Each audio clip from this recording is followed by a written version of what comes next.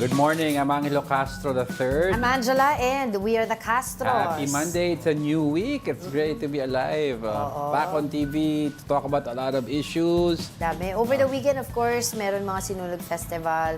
Daming festival over the weekend. Yes, tapos right. international news, of course, yung usapin ng TikTok ban. Yeah, and Trump will assume office tomorrow. Yes. Tomorrow or later tonight sa atin, tapos sa morning sa US. So. Right. And then here also, back here in the Philippines, yung declaration ng food security emergency. Probably, they will announce it on January 22.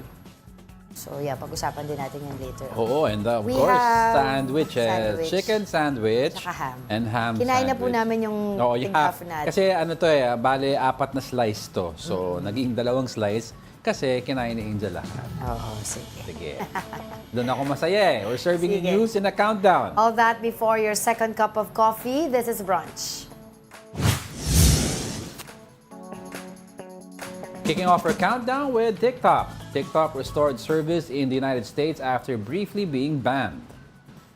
The app credited President-elect Donald Trump with the restoration of service. However, TikTok remained unavailable for download in Apple and Google app stores. TikTok had shut down in the United States on Saturday, affecting 170 million users. This follows the implementation of a law signed by outgoing U.S. President Joe Biden in April of 2024, citing national security concerns.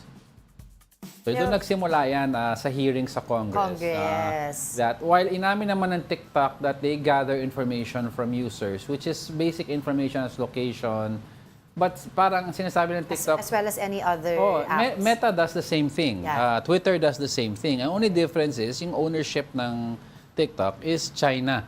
But what's ano nga is, TikTok does not operate in China. They don't, the platform is not available in China. Meron silang red note sa China. So, ayun. Pero voluntarily shut down ng TikTok before the actual ban. Pero yan, it's in the law that they need to be offline, 'di ba? Unless yun nga si President Donald Trump will tawag dito, mukhang he will. He said. Niya. Anong tawag doon? Anong word yun? He will hold the ban. He will not enforce the ban. For 90 days, ha? Oo, kasi ganito po yan. Ang problema ng US is yung Chinese ownership. So parang ang gusto ng US, majority ownership ng TikTok sana is US owned. So ngayon, the 90 days is granted provided na yung TikTok is in negotiations with other American entities. Ngayon, ang in the running kasi you have Elon Musk, you have Meta, and then you also have yung guy sa Shark Tank. Yung, I forgot his name. I forgot his name. But, pero and Mr. sinasabi Beast. nila kasi, if an American ownership will come into place, magkakaproblema daw dyan yung mismong, the whole identity of TikTok. Yeah. So, sinasabi nila, if that happens, sabi nila, baka daw maging iba na siya. Tsaka maraming mga technicalities silang sinasabi. Tsaka most likely daw ang Meta or Elon Musk, baka, although they have the capability to run TikTok if they buy it, parang mukhang hindi mapupunta sa kanila because there's such a thing daw in the US called regulators. Yun. Ayaw nila ng monopoly ng social media platforms. Yun. So as much as possible daw, TikTok, if they will divest, they're going to look at yung mga hindi pa masyadong in that field. Parang, yun lang kinakabahan kasi ng mga content creator. You have 170 million content creators. Yan, Kevin O'Leary, thank you. Thank you, ng Shark Tank.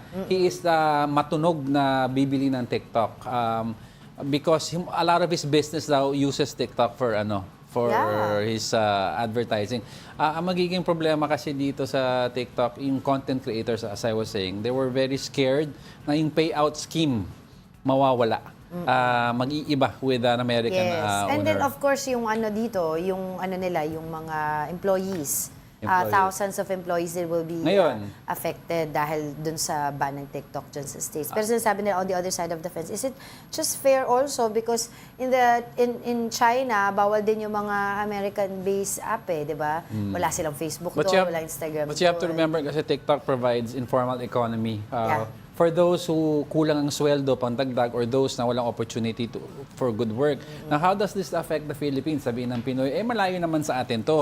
How does this affect the Philippines? The Philippines, American content creators ng TikTok, there are 170 million of them. Yes. Ngayon, ang computation is, ang assumption is, each content creator in the US, assumption lang daw nila, sabi mo na $1 per content creator, di ba? Per year ang kinikita. So that's $170 million a year na mawawala sa US.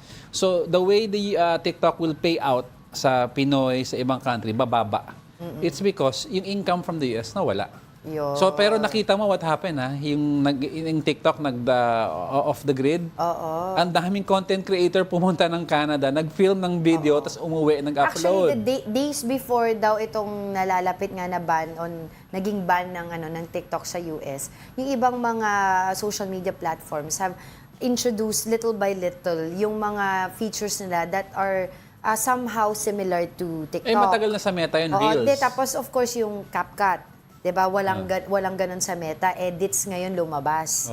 Dahil nga alam nila yung sa ban nangyari ng And lastly, before we move TikTok. on to the next, yung nagkaroon ng issue ang Facebook, because sa loob ng Facebook daw mismo, nagkaroon ng option to link TikTok na magre-reflect kung ilang followers ka sa TikTok. Usually kasi, pag hindi ka Meta, within the Metaverse, hindi ka bibigyan ng link na mag-directly access. Like, di ba, Instagram to Threads, Facebook to Instagram. Biglang nagkaroon ng ganun. So, nagkahaka-haka mga tao na baka bibili ng... Nabili na ba? Ng ni Mark Meta. Zuckerberg? Well, anyway, I've seen a lot of posts yesterday, even hours 90 before days.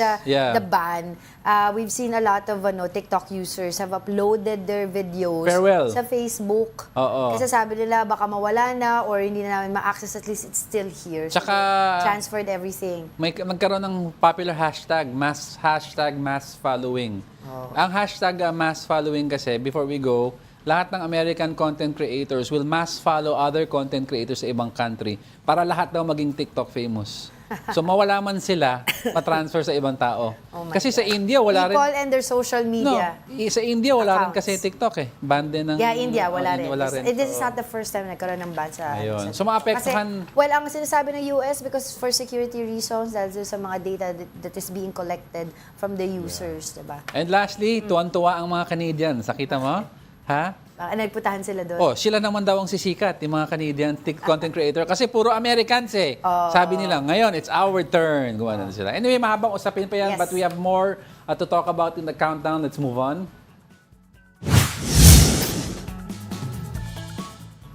Now, coming in at our top 9, the prime suspect in the killing of an OFW in Kuwait has already confessed to authorities.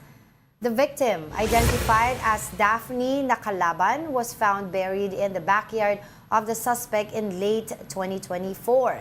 The sibling of the suspect reported the crime to Kuwaiti authorities. The Department of Migrant Workers confirmed that the suspect has already admitted to the murder, although they have yet to receive the complete report. The prime suspect and 3 others are now under police custody in Kuwait. I think we should already be expecting a report with respect to whether or not the prime suspect will be indicted or charged in criminal court. Kasi we are really looking out for justice, seeking justice for Daphne Nakalaban. Ayan. So, yun nga there are also calls right now to check yung policy natin o baka po pwede na tayo ulit mag-ban sa Kuwait yung pagpapadala ng OFW. Because this is not the first time. Ang record natin with Kuwait this last 2 years, very shady. In other words, very spotty. Ang daming issues na nangyari, ang daming namamatay. Meron pa yung meron. We have sa one. Yung sa freezer. Nakita siya sa desert, tapos yung isa sa freezer naman. Tapos meron tayo naman yung siya yung nakapatay sa washing machine. Yung ba yung Kuwait yun? Pero ito yung sinasabi nila kasi kung on our end, kung tayo yung magbaban ng pagpapadala ng ng mga OFW sa kanila, we will have to reiterate yung mga nangyari dun sa mga OFW natin, which is yun nga yung mga nabanggit natin kanina. So, tinitingnan daw ni President Bongbong Marcos yan, and i-review nila yung paano nga yung guidelines or regulations sa pagpapadala ng mga OFW sa Kuwait. Alright, let's move on to the next. On our 8th spot, the Department of Migrant Workers has taken down over 71,000 fake job postings in 2024. This includes 50,220 suspicious posts on Facebook and 21,433 on TikTok. In collaboration with Meta Philippines and TikTok Philippines, the DMW is monitoring illegal online recruitment to ensure the safety of aspiring overseas Filipino workers or OFWs. The agency also urged the public to report suspicious recruitment activities online. O kaya mag-ingat kayo kasi ang daming naloloko. Lahat na lang fini-fake ngayon kasama dyan yung mga jobs. You have to remember kung naniningil sila for recruitment, di ba, ng malaki. And if it's too easy, that means too it's good fake. to be true. Kasi di ba nag-reiterate ang DMW, ang placement is libre sa kanila. Basta Saka check accredited. nyo po doon sa accredited na website, of course, ng DMW. Yun, may listing doon. Oo, ng listing ng mga recruitment agencies that are, ang tawag doon, accredited by our government. Kasi unless wala doon, ibig sabihin hindi sila accredited. So wag na po kayo makipag-usap, makipag-transact sa kanila. So nauso din, actually years ago pa, na kunyari mo parang galing sa gobyerno yung website. Yes, oo. Diba kasi parang let's say for example, poea.gov.ph, tapos biglang meron pang iba pang nakalagay doon. So they have to be careful on checking minsan on that kasi, websites. parang naging issue daw dati before, parang papalitan ng mga siraulo yung mga letters. Imbis na .gov, yung .gov, minsan nagiging .gob. Yes. So kung hindi ka masinop sa pagtitingin ng logo ng POA noon pa, or DMW, malilito ka sa itsura. So kung hindi ka naman talaga familiar sa mga ganun. But to further discuss this, we are joined right now by Department of Migrant Workers Undersecretary Bernard Olalia. Magandang umaga po sa inyo. Yusek, thanks for joining us today. Yes, magandang umaga po sa kanila. Magandang umaga po sa mga nanonood po sa inyo. Kumusta po lahat? Yes, opo. Thank you po for joining us today. Siguro, unang-una lang po, Yusek, paki-explain po sa amin, ano po ba yung mga karaniwang palatandaan ng isang job posting ay peke para po ma-differentiate ng mga audience po natin ngayon, yung mga nanonood sa atin, kung ano ba talaga yung fake at yung legit. Naku, napakagandang katanungan po yan. Sa mga ordinaryong gumagamit po ng social media, lalong-lalo na po yung mga job seekers po natin, napakahirap po talagang i-filter kung alin ang original, alin ang legit, at alin po yung fake at illegitimate. Napakahirap po talaga yan. Kasi ngayon yung mga scammers po, napaka-high-tech na po nila. Yeah. They can clone your post, your web, yung kanino, tapos may papaguhin lang silang isang letra. Hindi nyo po madidetect at napakahirap po talagang i-determine whether you are already dealing with a post that is genuine and legitimate yung offer compared to one that is already illegitimate.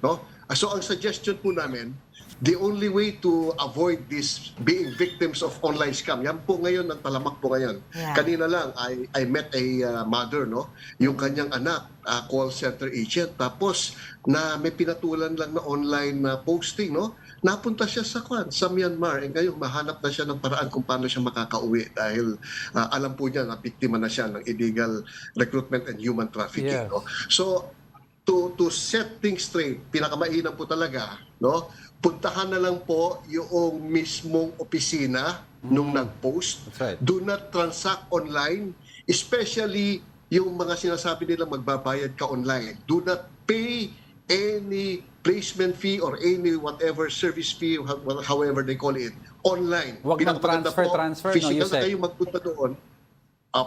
Physical na kayo magpunta sa opisina mismo. Talk to a person who is an officer and a legitimate staff of that agency at doon na po kayo mismo makipag-transact sa kanilang opisina. Kanina, Yusek, you mentioned yung nangyari sa isang kababayan natin na call center agent na napunta sa Myanmar. Pero ano pa ba yung ibang scams na nangyayari for those looking for jobs online? Baka naman you could share with us some ideas or stories para at least alam ng kababayan natin anong mangyayaring masama if hindi sila maingat.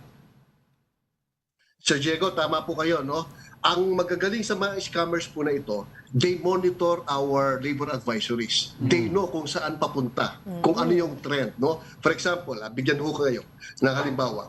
Alam nila na maraming mga nagre-recruit going to a certain place like Canada. And the skills required are, for example, fruit pickers.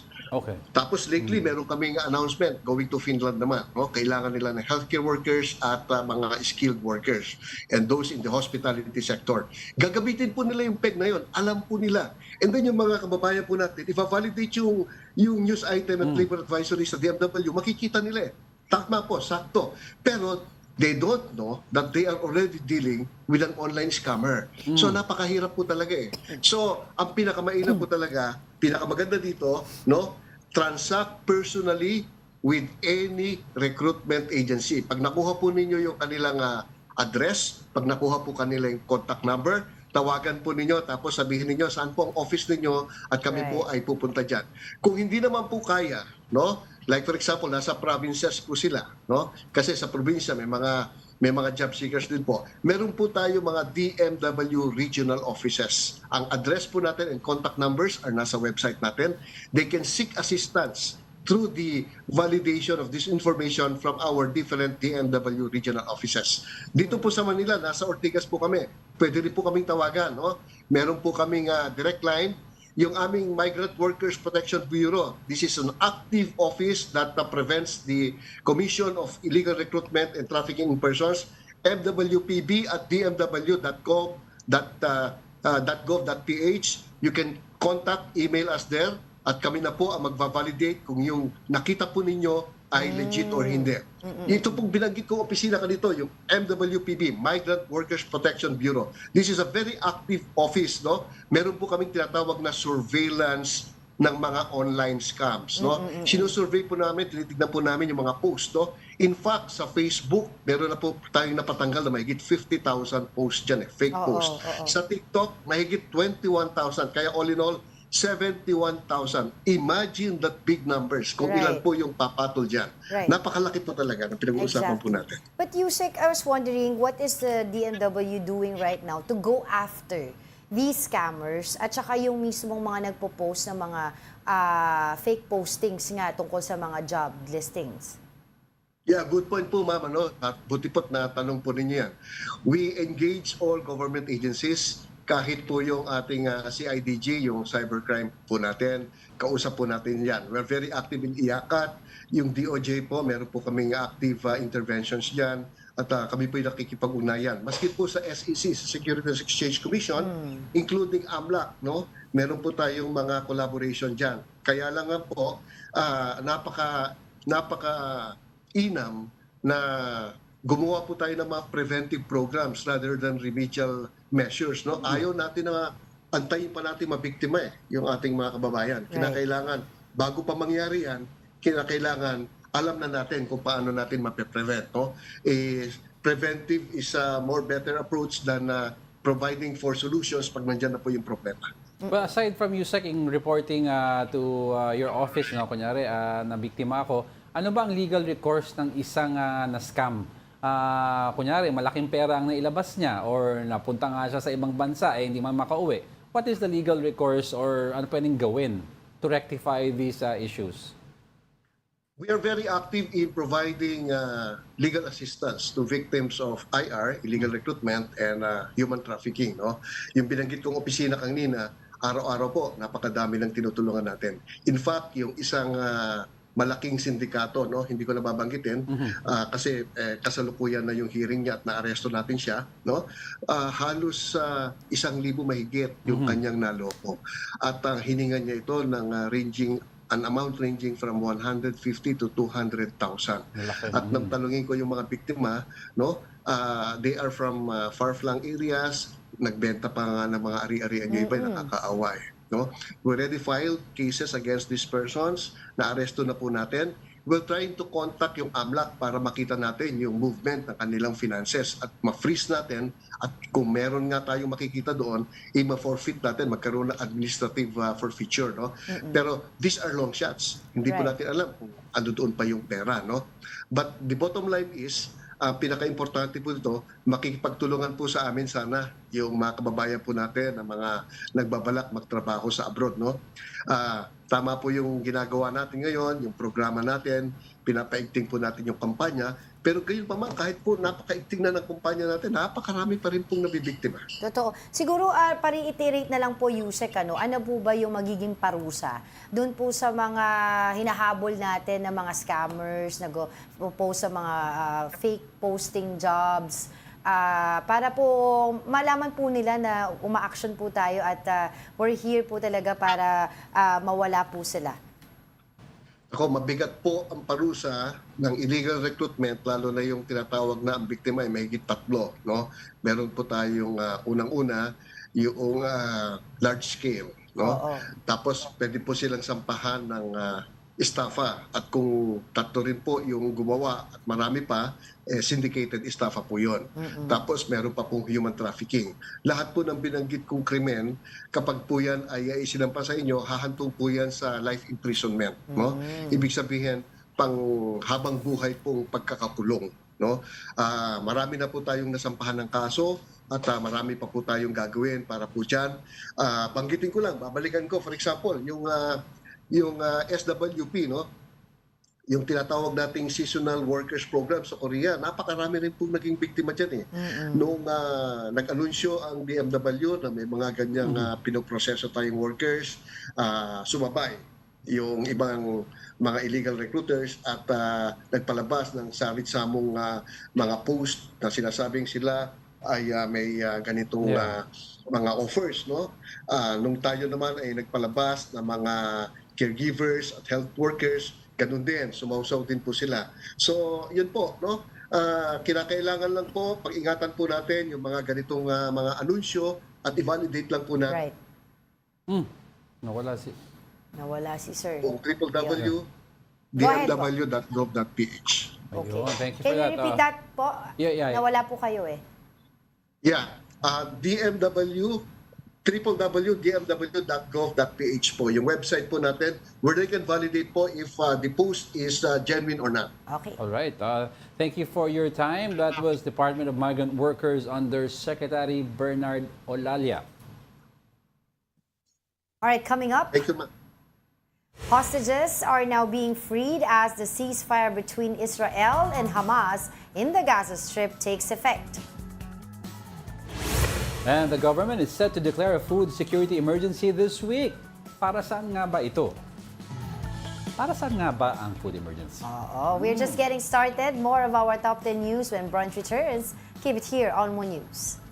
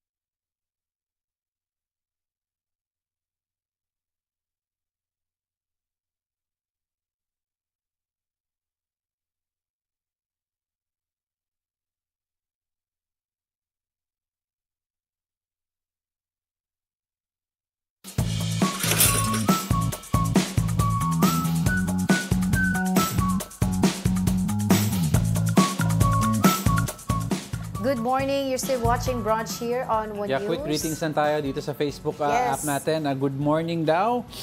Happy Monday from Gary Field. Ralph Domingo, is Angela feeling well again? Sabi niya, #brunch. Christian Cabalquinto, good morning daw sa atin lahat. Mina Benyales, good morning po sa atin and happy Monday. Yon. Si Alex Fuentes, don't forget, lagi yan nandyan sa Facebook. And of course, dito sa YouTube, we have Tita Daisy, Tita Naldin, Kuya Jopet from Antipolo, at saka si Mirna Almaria from Green Park, Pasig, nanonood sila. We also have Mark Santiago. Si Summer Cabrera, sabi niya, hi mga kabrunchies, mga Lodi, new week, new laban. Oh, I like that. Totoo naman. Every week sa fights. Elmo Cardenas, at saka si Roy Nara, nanonood din sila sa atin. Si VJ, si Ate Icy, nanonood sa atin. Okay. Si Tita Esther Abay. Alright, let's continue with our countdown.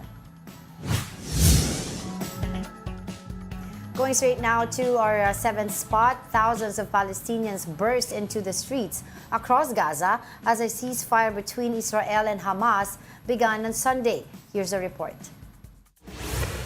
Palestinians in the Gaza Strip have welcomed the ceasefire deal between Israel and Hamas. They express relief and joy over the prospect of rebuilding their lives without fear. والله لا يوصف يعني هذا نصر لنا يعني نصر لنا للفقير للي جاع للمصاوب للجريح للشعار حتى الشهيد في الجنة كمان انتصر يعني بفرحة أهالي غزة هذه يعني شعور لا يوصف. The ceasefire, brokered by Qatar, Egypt, and the United States, took effect on Sunday after a brief delay. The 42-day first phase of the ceasefire would see the release of hostages. Hamas released 3 Israeli hostages who were flown to Tel Aviv by helicopter. They were the first of 33 hostages due to be freed by the Palestinian militant group in exchange for 90 Palestinian prisoners held in Israeli jails. Super excitement. I was able to touch her for a few seconds and to hear her voice saying I love you, and I managed to tell her how much I love her and hold her hand for a few seconds and to see she's okay, and there's no words to describe what I'm feeling right now. Displaced Gazans are starting to return to their homes. In the past 15 months, over 45,000 Palestinian people in Gaza have been killed by the Israeli onslaught, which began on October 7, 2023 after Hamas launched surprise attacks on southern Israel. For News 5, Gerard de la Peña, We Are One News. Yan. So as we speak, there are already 630 trucks with humanitarian aid entered the Gaza para dun sa mga tao dyan, no, na nangangailangan ng tulog. Kasi diba, access to food and water is really hard, especially during the attack, no? Nakita mo yung sinabi ng isang yung taga-Gaza, di ba? This move, this ceasefire benefits the poor. Kasi ang poor talaga sa Gaza Strip ang tinamaan dito. Yes. Because Hamas, given they're tagged as a part of a terror group, they're using innocent Palestinians as shields. Human shield. As human shield. Nadadamay sila sa gulo ng dalawang paksyon. Israel naman retaliated because of that initial attack on them sa concert sa desert, October. So this benefits all of them, but the question is, will this ceasefire lead to a longer lasting peace deal? Well, that's the goal. Everyone is hoping for that, Of because it's going to be difficult for a lot of them daw to rebuild kasi sirang-sira na talaga yung area na yan. Totoo. That's the goal, long-lasting peace. Long-lasting peace. Kaya nga, they have set 3 phases of the ceasefire. First phase would be this one. Papauwiin na, pwede na umuwi yung mga tao doon, pero anong uuwian nila? Of course, releasing of hostages ng kabilaan. Actually, nagkaroon nga daw ng konting delay doon sa agreement dito sa ceasefire. The number 1, of course, kinailangan yung approval ng cabinet members ng Israeli government. And they've also asked for list of hostages from the Palestinian na ipapa-release. Tapos, of course, yung second phase would be rebuilding, so on and so forth. Yung pag-alis ng mga tropa ng militante ng Israel sa Gaza, may mga areas na pumayag silang alisin, but there are still areas na they will still be there. Pero wala daw operations, but most of the Israeli Defense Forces will be there to secure yung area, to make sure na hindi mag-relapse or lumala yung sitwasyon. Kasi baka mag-take advantage itong mga ibang Hamas militants daw, they might have operations during the ceasefire. But It's an ongoing conflict. We will update you as we move along, but let's move on to the next topic.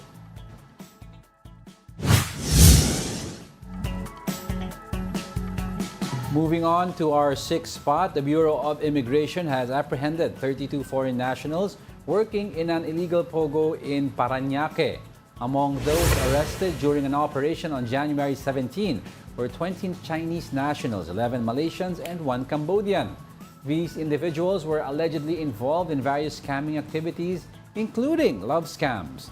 The arrested POGO workers are currently in the custody of the National Bureau of Investigation while undergoing deportation proceedings. The BI said more arrests and deportations are expected as authorities continue their crackdown on illegal POGOs following the nationwide ban.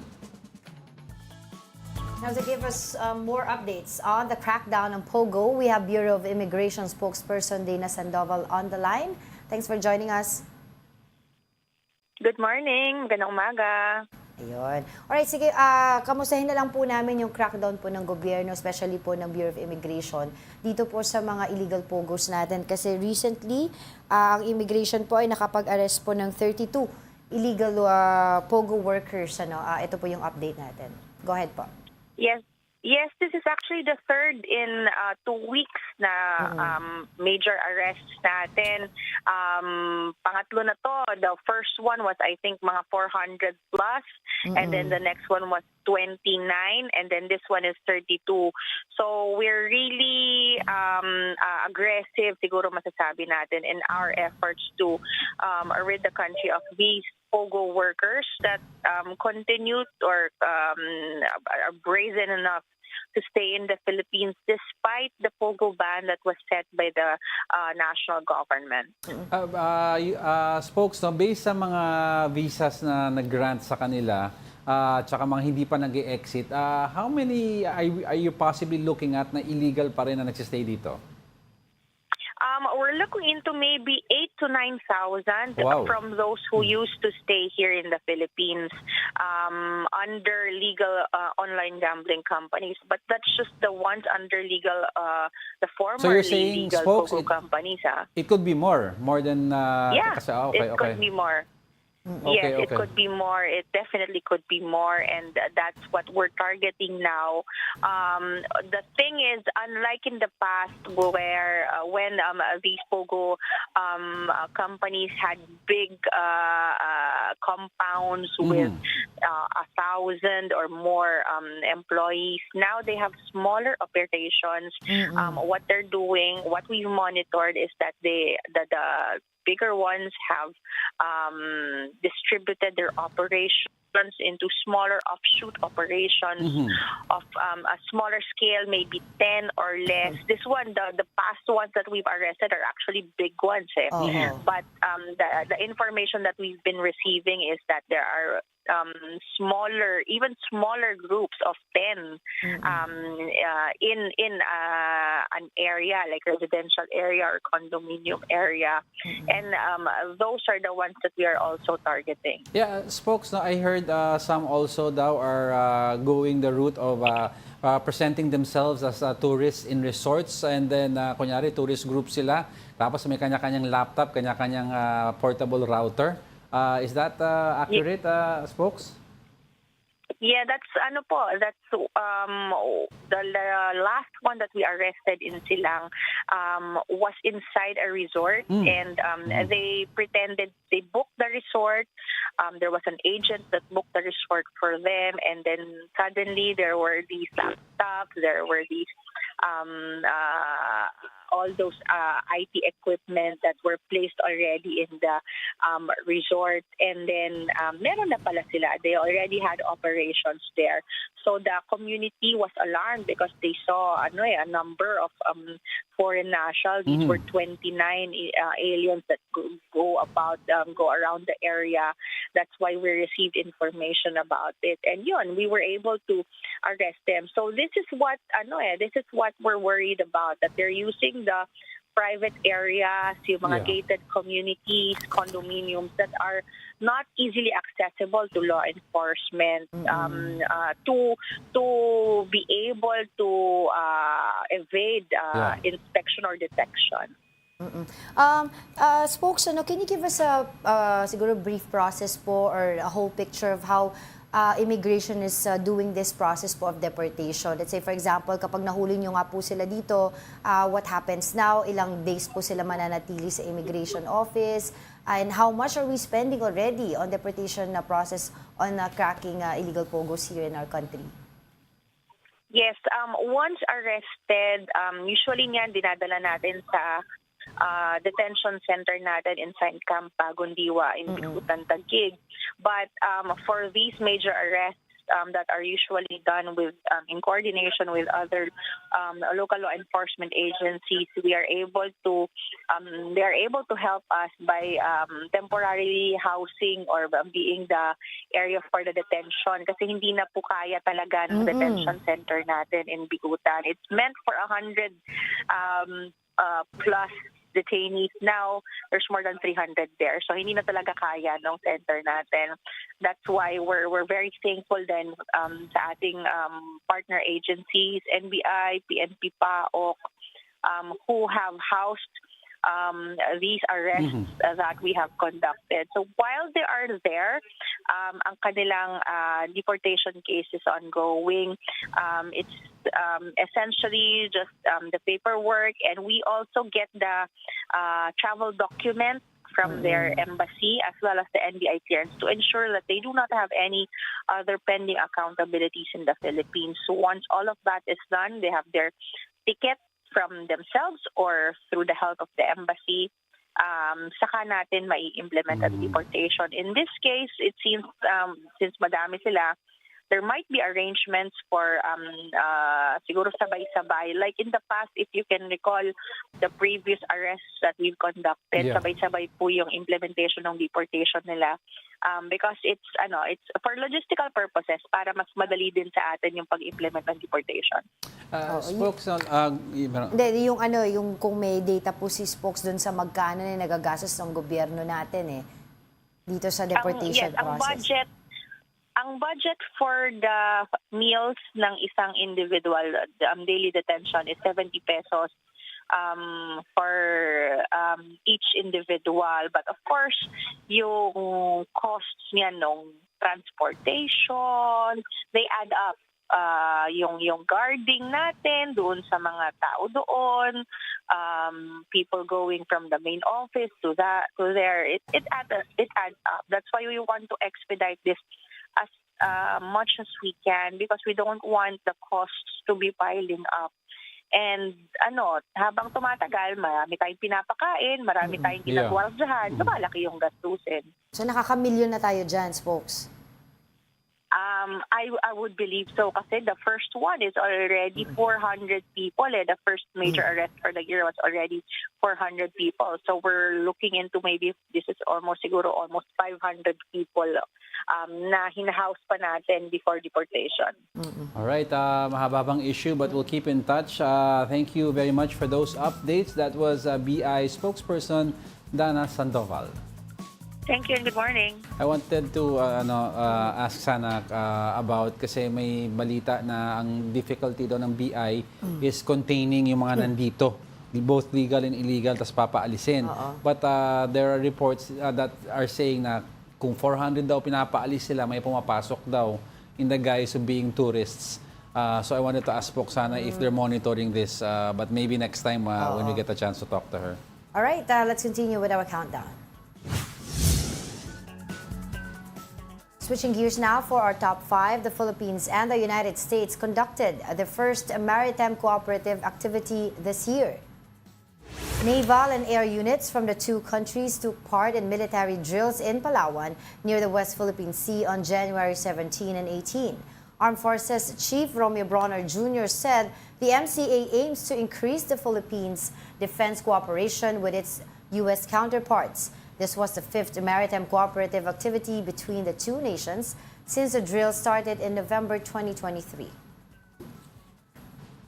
All right. Right. Ito kasi syempre yung to strengthen our capability, Defense our capability, presence sa pinag-aagawang teritoryo natin. We have to flex whatever little muscle that we have para man lang. Especially may issue with the monster Yeah, ship. kasi if we want to talk to China on the negotiating table, we have to have some sort of leverage. Right. All right, but let's move on to the next.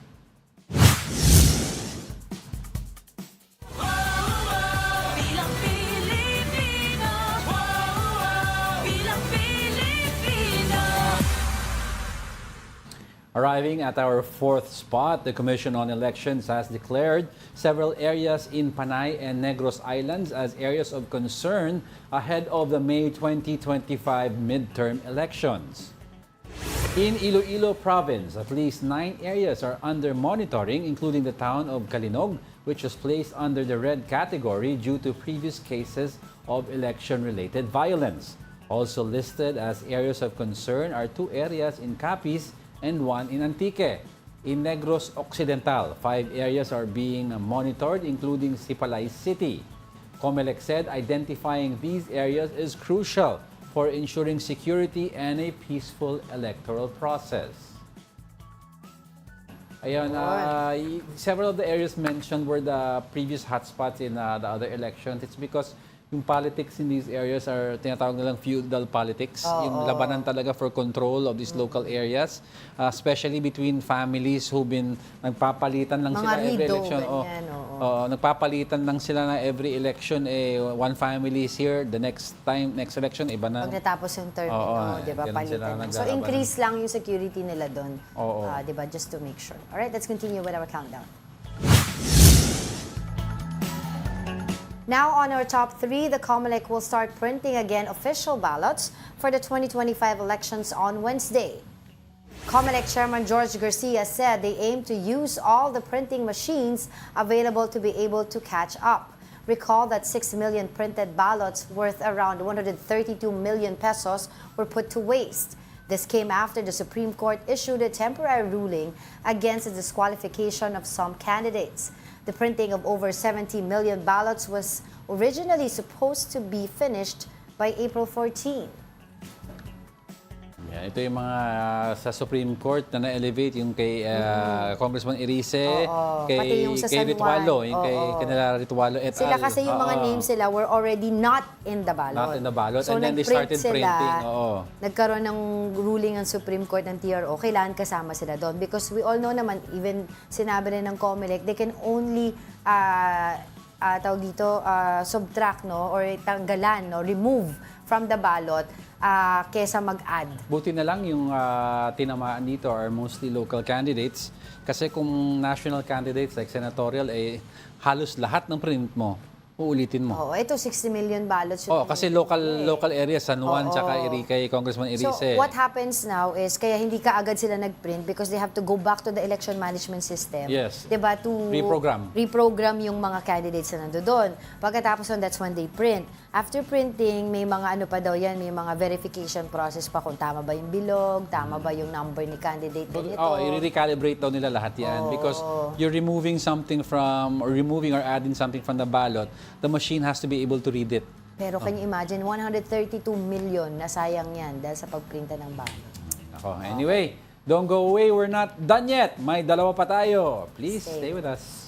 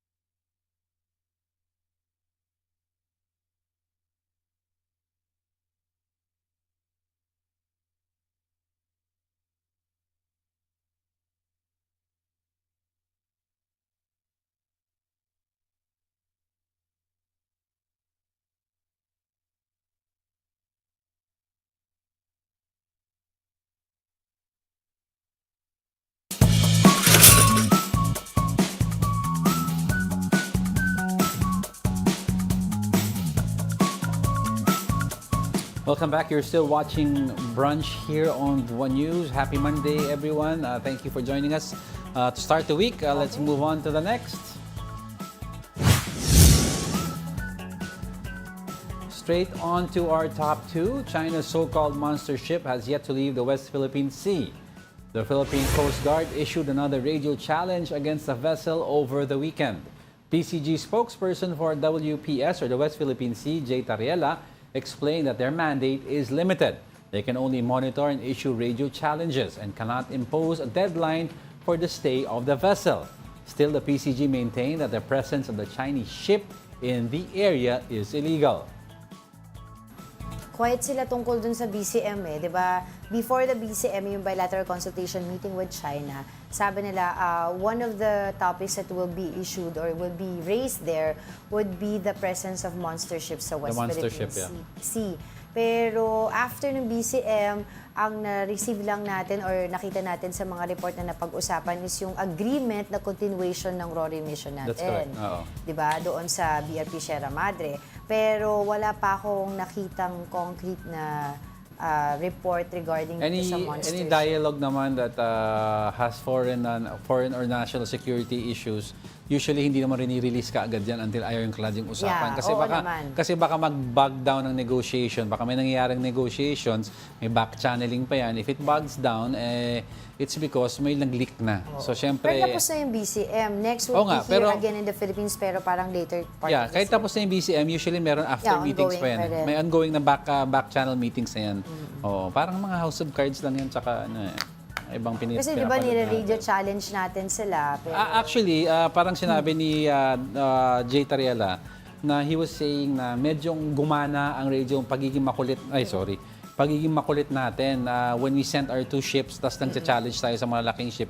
Medyong hindi daw nag-progress yung pagpipilit ng monster ship to go near yung coast natin, di ba? Parang medyong lumalayo daw siya ng konti.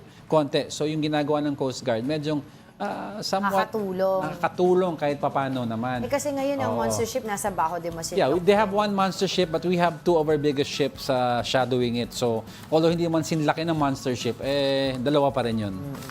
Alright, let's continue with our countdown.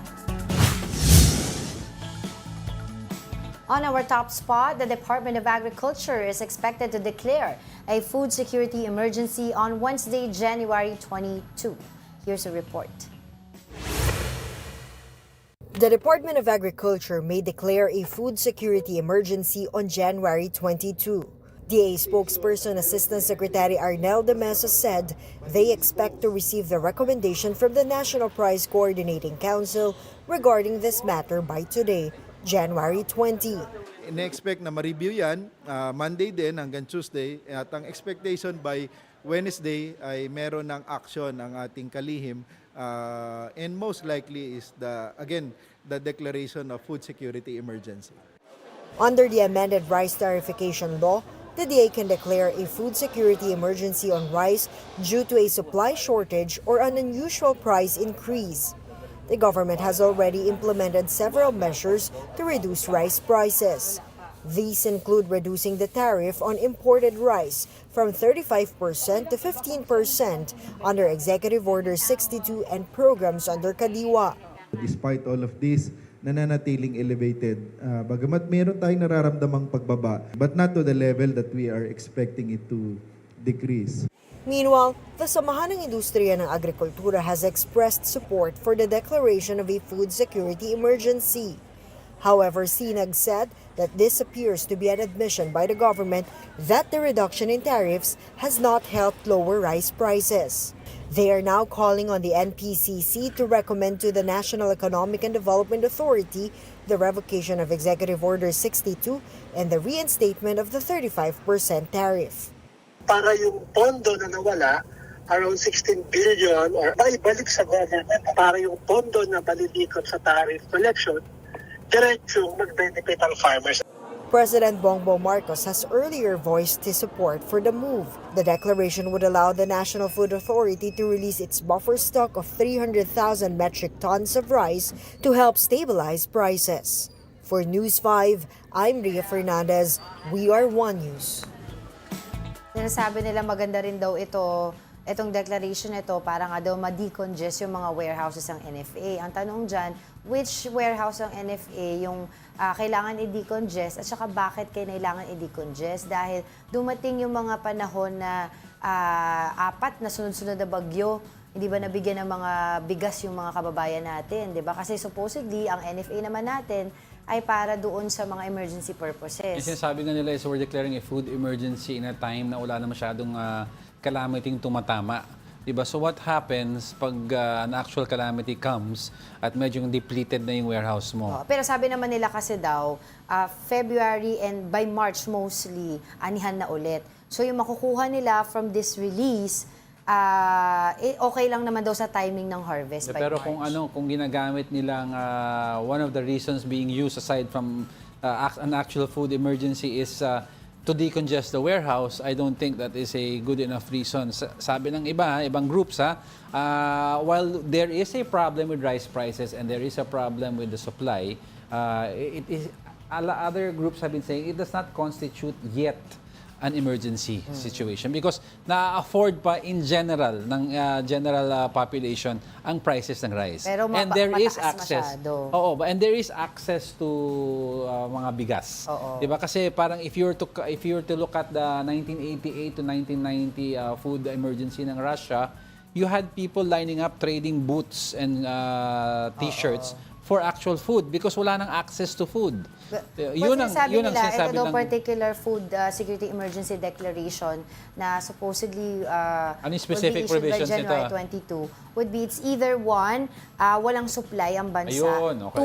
2 is mataas ang presyo. That's why Sobrang taas. That's why we have to understand this more and to see kung ano yung mga provisions Yes. dito. But let's talk more about this with DA spokesperson Assistant Secretary Arnel De Mesa. ASEC, thank you very much for joining us. Hi, magandang umaga po, Angela and Diego. Magandang umaga po sa lahat. Alright, ASEC, let's get right to it. Natanggap na ba ng DA ang recommendation from the NPCC? Expected namin ma-receive ngayong araw na ito. Nasa Mancom lang kami kaya hindi ko ma-monitor kung ma-receive na. Pero ano yan, expectedly ngayong araw ma-receive namin yung recommendation ng NPCC. Okay. So, though sinasabi po ng SINAG, welcome development daw po itong ginawa ng administration natin, pagdedeklara ng food security emergency para ma-release yung mga buffer stocks natin through NFA. Sinasabi po nila, failure naman daw po yung ginawa ng DA na pagbababa ng taripa sa imported rice. Your reaction on that po? Actually, Angela, kung titingnan natin, napakalaga rin ng ginawang pagbaba doon sa tarifa from 35 to 15%.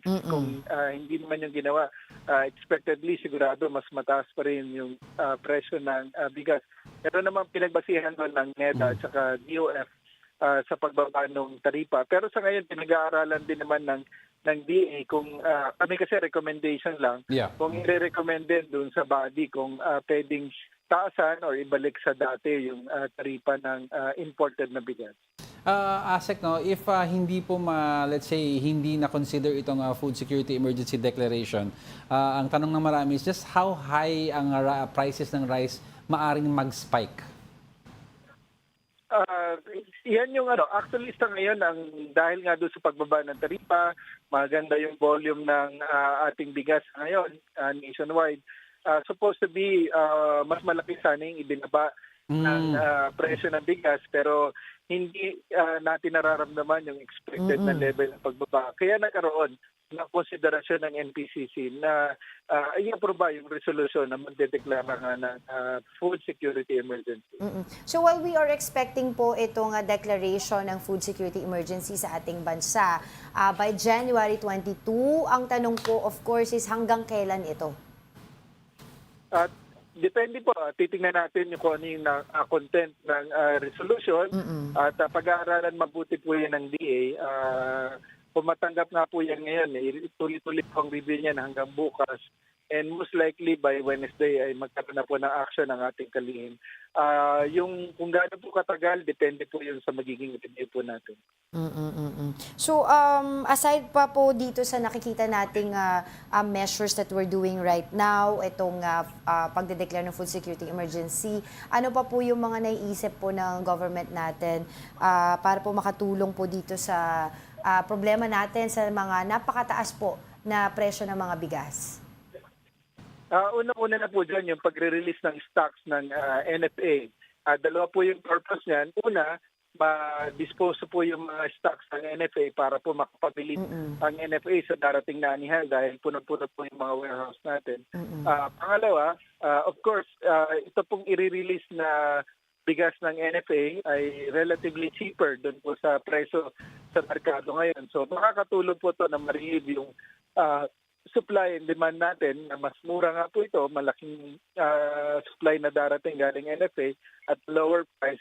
Definitely it will have an impact doon po sa presyo sa merkado. Yung pangamba po, nung iba po na mga nagsasabi na kung gagamitin daw po natin yung mga buffer stocks natin sa NFA warehouses, yung pangamba po nila na baka daw po by the time that we need it sa mga calamity, wala na.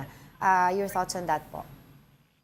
Ay, hindi naman po mangyari yun dahil malinaw po sa mandato ng National Food Authority na pangunahin po niya na layunin ay yung bumili sa mga magsasaka and at the same time ay magsubi para po sa buffer stock. Aware po dyan ng NFA at yan po ay hindi naman po isasama dun sa ipapamamili.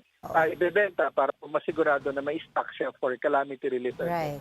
Pero Asek, yung isa pa po din sinasabi nilang issue dito ay yung kung bakit daw po bakit daw po may decongestion na nangyayari ngayon sa mga warehouses natin sa NFA when in fact marami daw po tayong pinagdaan ng bagyo last year.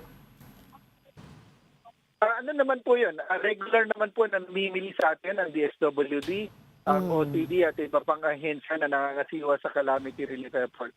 Nagkataon lang po talaga na ito po yung unang pagkakataon ng NFA ay na rin sa itinatakba ng ating General Appropriations na nakapamili po talaga sila ng husto at marami po silang nabili sa ating mga magsasaka. So ibig sabihin po niyan ay puno-puno po yung mga warehouses natin at sobra-sobra pa po doon sa pangangailangan sa calamity relief. Alright, sige. Maraming salamat po muli sa inyong oras. That was DA Spokesperson Assistant Secretary Arnel de Mesa. Maraming salamat po ulit sa inyong oras. Ayun, Maraming salamat din po. Mabuhay kayo. Good morning. Thank you. Thank you for that clarification.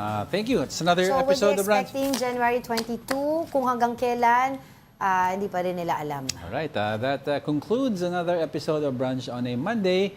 With that, I'd like to leave you with a quote. Be yourself, everyone else is already taken. That's from Oscar Wilde. Remember that.